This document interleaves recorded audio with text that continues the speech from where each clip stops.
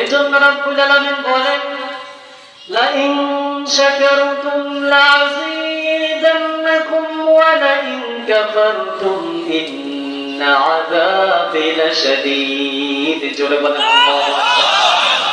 Line শাকারতুম লাযীদান্নাকুম, line যদি শাকারতুম তোমরা শুকরিয়া আদায় করো, লাইন শাকারতুম লাযীদান্নাকুম, লামে তাকিদ ওয়া নুনে তাকিদ, তাহলে আমি আল্লাহ সুবহানাহু ওয়া তাআলা তোমাদের নিয়ামতের পরিমাণ বাড়ায় দেব। শুকরিয়া আদায় করলে নিয়ামতের পরিমাণ বাড়ায় দেবে কে? ওয়ালাইন কাফারতুম, আর যদি অশুকরিয়া করো, অস্বীকার করো, ইন্না আযাবি লাশাদীদ, এখানেও বলছে লামে তাকিদ ওয়া নুনে তাকিদ সাকিনা খাফিফা, অবশ্যই অবশ্যই আমার আল্লাহ তাআলা যদি আমি আল্লাহ সুবহানাহু ওয়া তাআলা যদি প্রশংসা আদায় না করো, ইন্না আযাবি লাশাদীদ, নিশ্চয়ই আমি আল্লাহ তোমাদেরকে বড় বড় ভয়ঙ্কর শাস্তি দিয়ে দেব। বলেন নাউযুবিল্লাহ। এজন্য প্রশংসা করতে হবে কার? সবসময় প্রশংসা করতে হবে কার? মুসলমান অন্য কারো, মুসলমান আল্লাহ তাআলার প্রশংসা ছাড়া অন্য কারো প্রশংসা করতে পারে?